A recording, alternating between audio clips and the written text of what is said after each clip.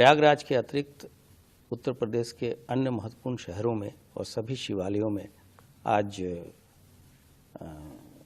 लोग श्रद्धालु भारी संख्या में एकत्रित होकर जल चढ़ा रहे हैं अपने आराध्य को। और आज महाकुंभ 2025 अंतिम पड़ाव पे आ चुका है। अगर हम प्रयागराज की बात करें तो इस पूरे 45 दिन में 65 करोड़ से भी अधिक श्रद्धालुओं ने यहाँ श्रद्धा की डुबकी लगाई। उत्तर प्रदेश पुलिस ने माननीय मुख्यमंत्री जी के नेतृत्व में और उनके दिशा निर्देशन में भीड़ प्रबंधन, सिक्योरिटी, पुलिसिंग में तकनीक के इस्तेमाल का एक ऐसा अद्वितीय अनुकरणीय मॉडल पेश किया है जो विश्व में कहीं भी देखा नहीं गया, और इसकी प्रशंसा सभी स्तरों पर लगातार की जा रही है। हमारे साथियों ने पिछले 45 दिन में बिना शस्त्र के अपने व्यवहार से सबका मन जीता है, और ये पुलिस विभाग के मुखिया होने के नाते तथा शासन के लिए भी बहुत ही गर्व का विषय है। हम लोगों ने जो विश्व स्तरीय तकनीक थे उसका इस्तेमाल किया, एआई का भी भरपूर इस्तेमाल किया, चाहे वो क्राउड मैनेजमेंट हो, चाहे वो सर्विलांस हो, और जिस तरह के थ्रेट परसेप्शंस शुरू से आ रहे थे उसको हम लोगों ने पूरी तरीके से ध्वस्त कर दिया। और ऐसा नहीं है कि ऐसे प्रयास नहीं किए गए हों, लेकिन हमारी जो टीम है और हमें जो अन्य संस्थाओं से और अन्य एजेंसियों जो सहयोग मिल रहा है, ये उसका परिणाम है कि आज एक रिकॉर्ड के रूप में, जो कि कभी इसके पहले नहीं हुआ और पूरे विश्व के पटल पे नहीं हुआ, वो हमारी टीम ने कर दिखाया है। साथ ही साथ हमारी जो अन्य धर्मस्थली है, जैसे वाराणसी, अयोध्या तथा विंध्यवासिनी देवी, वहाँ भी जो भी व्यक्ति यहाँ आए उन लोगों ने ऐसा देखा गया कि पूरा त्रिकोण पूरा किया है, वाराणसी और अयोध्या का भी। वहाँ भी प्रतिदिन लगभग 5 से 10 लाख श्रद्धालु आते रहे हैं। तो हमारे जो संस्था की या पुलिस की जो एफिशिएंसी पूरी तरीके से टेस्ट की गई, और उसमें सभी लोग खरे उतरे हैं, और बिना किसी बड़े घटना के हम लोगों ने पूरा महाकुंभ को संपन्न कराया है। आज भी वाराणसी में जो शैव अखाड़े हैं, जिनकी संख्या 7 है, उनमें से 5 लोगों ने काशी विश्वनाथ मंदिर में वो दर्शन कर लिया है। 2 अखाड़ों का अपराह्न में दर्शन होगा। रेलवे के साथ भी हमारा बहुत ही अच्छा समन्वय रहा, और प्रतिदिन लगभग जो मुख्य स्नानों के दिन 5 लाख और अन्य स्नानों के दिन लगभग 3 से 4 लाख लोग रेल सेवाओं का भी उन्होंने फ़ायदा उठाया। और रेल मंत्रालय, आरपीएफ तथा हमारी जीआरपी ने मिलकर उनके आवागमन को पूरी तरीके से सुगम और सरल बनाने की हर संभव प्रयास किया। यूपी डीजीपी मुखिया होने के नाते कितना बड़ा, जिस समय शुरुआत हो रही थी, क्योंकि आज 45 दिन पूरे होंगे और महाकुंभ पूर्ण होगा, अभी स्नान चल रहा है, कितना बड़ा चैलेंज था जिस समय स्टार्ट हुआ था, कि लग रहा था कि किस तरीके से कर पाएंगे या नहीं? हमें पूरा विश्वास था, और मैंने शुरुआती दिनों में भी कहा था कि हमारे लिए अवसर है, हमारे लिए चैलेंज नहीं है। और हमारे साथियों ने 45 दिन तो कार्य किया ही, उसके पहले से भी लगभग 2 महीने से वो लोग लगातार मौके पे जाके उसकी ट्रेनिंग ली, वहाँ की टोपोग्राफी को देखा। हमने अपने लोगों को सॉफ्ट स्किल्स की ट्रेनिंग दी, गुड बिहेवियर की भी ट्रेनिंग दी, जिसका ये सुखद परिणाम है कि आपने खुद देखा होगा कि बिना किसी शस्त्र के लोगों ने किस तरह से दर्शनार्थियों को, श्रद्धालुओं के साथ पेश आए और 30,000 से भी अधिक खोए पाए लोगों को भी हम लोगों ने उनके परिवारीजनों से मिलाया। ऐसे ऐसे बहुत सारे उदाहरण हैं जो कि आने वाले जनरेशन्स को इंस्पायर करेंगे और ये एक ऐसा मॉडल है जिसको सभी राज्य जहां कुंभ भी होता है तथा बड़े कॉन्ग्रीगेशन होते हैं वो उससे सीख लेंगे। क्योंकि अभी स्नान चल रहा है, मैंने देखा कि पुलिस वहां पे सिर्फ एक सीटी के बल पे इतना बड़ा लार्ज गैदरिंग, हम कह सकते हैं दुनिया की सबसे बड़ी रिलीजियस गैदरिंग का जहां महाकुंभ हो रहा है, एक सीटी के बल पे उन्होंने लोगों को कंट्रोल कर रहे हैं या लाउड हेलर से। जी, एक ये बहुत बड़ी अपॉर्चुनिटी हमारे लिए थी, एक अवसर था और उसमें हम लोग खरे उतरे हैं और इस पूरे 45 दिन में हमारे साथियों ने जो कार्य किया है वो मैंने पहले भी बोला कि उस तरह की चीज़ इतिहास में देखने को अभी तक नहीं मिली है और आगे के जनरेशन के लिए एक बहुत बड़ी सीख है।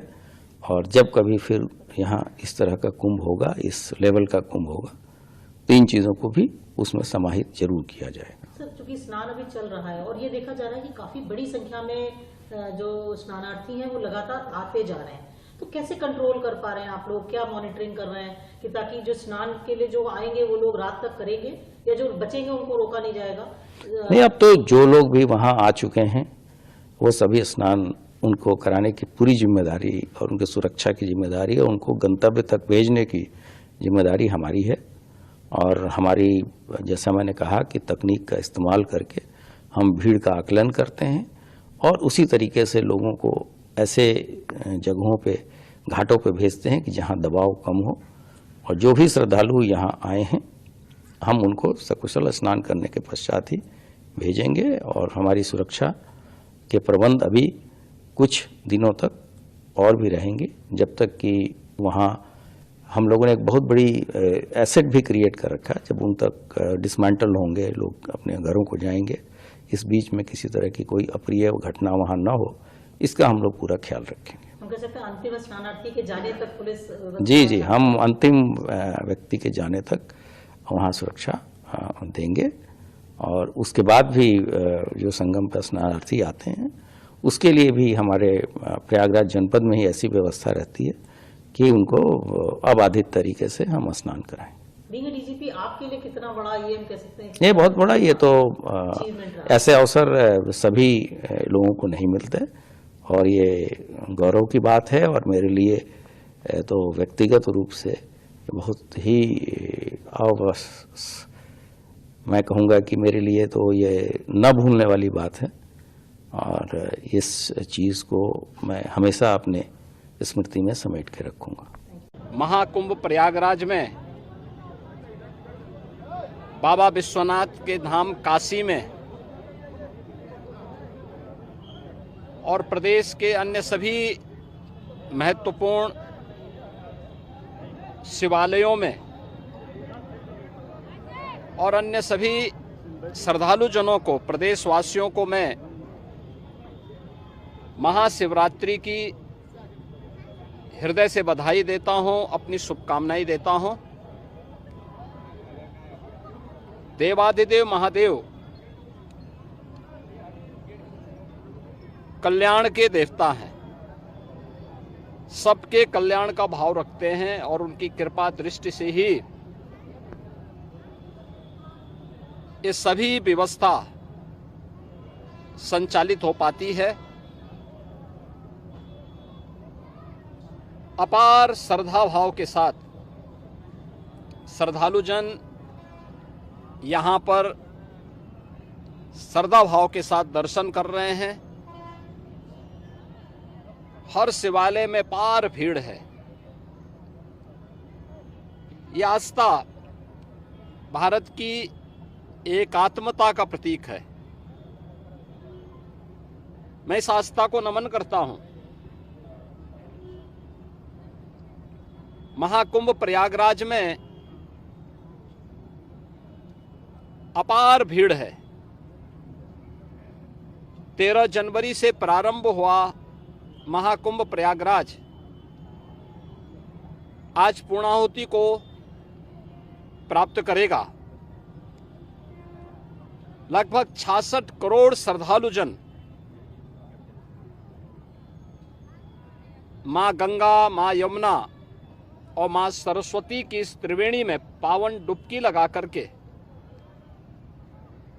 राष्ट्रीय एकात्मता का एक नया संदेश पूरे देशवासियों को दे रहे हैं। और वसुधैव कुटुंबकम के भाव के साथ हर एक श्रद्धालु जन को राष्ट्रीयता के प्रति समर्पण होने की एक नई प्रेरणा भी प्रदान कर रहे हैं। प्रयागराज में आए हुए इन सभी श्रद्धालु जनों को मैं आज के इस पावन महास्नान पर हृदय से उनका अभिनंदन करता हूं, उन्हें बधाई देता हूं। बाबा विश्वनाथ के धाम काशी में लाखों की संख्या में श्रद्धालु जन हैं। पिछले 1.5 महीने से अधिक समय से लगातार वहां पर 8 से 10 लाख श्रद्धालु प्रतिदिन बाबा विश्वनाथ धाम में दर्शन कर रहा है। और आज तो महाशिवरात्रि भी है। अयोध्या धाम में भी यही स्थिति है। 8 से 10 लाख श्रद्धालु प्रतिदिन वहां पे श्री राम जन्मभूमि पर प्रभु श्री राम लला के दर्शन कर रहा है। आज व्यापार भीड़ अयोध्या धाम में भी है। प्रदेश के सभी अन्य देवालयों शिवालयों में यह स्थिति है। गाजियाबाद में बाबा दुग्धेश्वर नाथ धाम में, बागपत के पुरा महादेव में, मेरठ के ओगरनाथ बाबा के धाम में, बाराबंकी के महादेवा में बाबा लोदेश्वर नाथ मंदिर में, बरेली तो नाथ नगरी के रूप में ही विख्यात है। अनेक शिवालय वहां पर